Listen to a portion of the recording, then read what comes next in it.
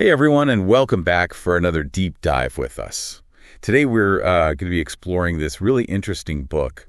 It's called The Magic of Believing, and it was written by Claude M. Bristol way back in 1948. Oh, wow. Yeah, it's been around for a while, Mhm. but it's still so relevant, you Yeah. know? It's all about this idea that our beliefs can actually shape our reality, like have a real impact on our lives. Fascinating. Yeah. And, I've had these moments where I was like, totally convinced something bad was going to happen. Wow. And then guess what? It did. Oh, really? Yeah. Like one time I was sure I was going to fail this big test. And I psyched myself out so bad that I totally bombed it. It really made me wonder, like what if our thoughts actually have some kind of power? So I'm really curious to dive into this book with you and like unpack some of these ideas. Yeah, for sure. I think a lot of people have had similar experiences. I mean, the power of belief, it's something that's been talked about for centuries in different cultures and traditions. And Bristol's book kind of brings together these personal anecdotes, psychological concepts, and even this idea of like a science of belief. A science of belief, that sounds intense. Yeah, he really goes there. He basically argues that belief is the engine behind success, whatever success looks like for you. So it's not just some feel-good self-help stuff. He's actually saying there's something deeper going on. Right. He backs it up with all sorts of examples, even from his own life, where beliefs seem to make, like, the impossible happen. Okay, I got to hear about this. What kind of examples are we talking about? Well, there's this one story. He's on a ship in the Orient, right? And he's really craving this specific type of cheese. Trappist cheese. Okay, Trappist cheese. Not your average snack. Definitely not. But the thing is, it wasn't even on the menu. Oh. Yeah, but he kept picturing it, like really vividly imagining himself eating this cheese. And then, get this, a wheel of Trappist cheese like magically appears in his cabin. No way. Wait, are you serious? I'm totally serious. It's right there in the book. That's wild. So he's saying this wasn't just a coincidence. Yep. He connects it to this power of suggestion in our subconscious mind. It's like our beliefs, even the ones we're not totally aware of, can somehow influence what happens around us. That's pretty trippy. Yeah. So what's the deal with this subconscious mind? Great. Like, what is it? What's going on in there? Yeah. Well, Bristol describes it as this fertile ground, like a garden where you can plant these seeds of desire. Okay, I kind of like that analogy. So our subconscious is like a garden. Exactly. And we can choose which seeds to plant, our goals, our aspirations, even our beliefs about ourselves. And then I guess we got to nurture them. Yes. That's where things like positive affirmations and visualization come in. It's all about tending to those seeds that align with what we want in life. So we've been talking about this garden in our minds, right? Yeah. Where we can plant these seeds of desire. But how do we actually, make those seeds grow? That's where things get really interesting. Bristol provides a bunch of techniques and exercises throughout the book. It's like he's giving us this toolbox for our minds. Okay, so what kind of tools are we talking about here? Well, we've already touched on the card system, but he also really emphasizes the importance of mental imagery and visualization. Oh, yeah, I've heard about that. Like picturing yourself achieving your goals. Right, exactly. And Bristol argues that this mental rehearsal is super important. He suggests creating these really vivid mental pictures, seeing yourself achieving your goals, feeling the emotions that come with that success. Like you're already living it in your mind. Yeah, exactly. And he believed that by doing this repeatedly, we can imprint these desires onto our subconscious, making them more likely to actually happen. So it's not just wishful thinking. It's about actually training your mind to believe it's possible. Right. And Bristol doesn't shy away from the boldness of this claim. He actually encourages readers to experiment, to test these principles in their own lives and see what happens. He's like, put your money where your mouth is. Pretty much. He understood that some people might find these ideas far-fetched or whatever, but he also believed that the potential rewards were worth the effort. Yeah. I mean, if it could actually help you achieve your goals, why not give it a shot?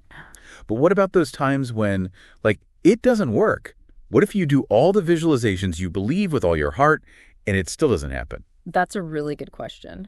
And Bristol does acknowledge that there will be times when things don't go as planned, but he emphasizes the importance of persistence and maintaining a positive attitude even when you face setbacks. So it's not a magic bullet. It's more about building resilience. Yeah, exactly. Bristol believed that our beliefs are shaped by our experiences. So if we encounter obstacles and just give up, we might start to believe that we're not capable of achieving our goals.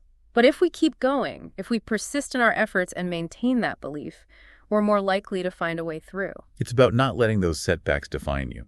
Right. It's about developing that inner strength and that unshakable faith in yourself and your ability to achieve what you set your mind to. But it's not just about, like, willpower and determination. Bristol also emphasizes the importance of aligning your desires with your values. He believed that our thoughts and beliefs have a ripple effect, influencing not only our own lives, but the world around us. Okay, so it's not just about personal gain. It's about using this power for good. Exactly. He encourages readers to consider the ethical implications of their beliefs and to use this magic responsibly. He believed that our thoughts have this magnetic force attracting experiences and opportunities that align with our dominant beliefs. So if you're constantly focused on negative stuff, you might actually be attracting more negativity into your life. Yeah, that's the idea. But the reverse is also true. If you cultivate positive beliefs, if you focus on gratitude and abundance, you're more likely to attract positive experiences and opportunities. It's like you're setting the stage for the life you want to create. That makes a lot of sense. But this whole magic thing, it can sound a bit, I don't know, mystical or even spiritual. Does Bristol get into that at all? It's interesting. While Bristol doesn't explicitly endorse any specific religious or spiritual beliefs, he does acknowledge the power of faith. He sees belief as this fundamental human capacity, one that transcends any particular dogma or doctrine. So it's not about subscribing to a specific religion. It's more about that universal human desire to believe in something greater than ourselves. Exactly, whether it's a higher power, a purpose, or even our own potential. And Bristol suggests that this capacity for belief, when harnessed and directed towards positive ends, can unlock some pretty extraordinary possibilities. It's like we all have this untapped power within us, waiting to be activated. I like that. And it's a power that can be cultivated and strengthened through practice, through consciously choosing our thoughts and beliefs. So it's not about blindly believing anything. It's about becoming more aware of our beliefs, examining them and choosing those that actually empower us and align with, like, our best selves. It's about taking control of our beliefs rather than letting them be shaped by outside forces or circumstances. It sounds like a lifelong journey. Absolutely. It's a continuous process of self-discovery and transformation. And Bristol provides the framework for that journey. Yeah, he gives us the tools and principles to navigate the landscape of our own minds and to create the life we desire. But it's up to each individual to take those tools and actually use them. So it's about taking ownership of our beliefs. Yeah. Recognizing that we have the power to shape our own reality. Exactly. And it's a journey worth taking. The potential rewards are too great to ignore. All right, so we've talked a lot about the power of belief and how it can, like, impact our lives. But it's all kind of theoretical, until we see it in action. So what does success actually look like when someone applies these principles from the magic of believing? Yeah, good question. Well, Bristol shares tons of examples in the book, and they cover all these different areas of life. Like, one that really sticks out is this story about a salesman. He was struggling big time.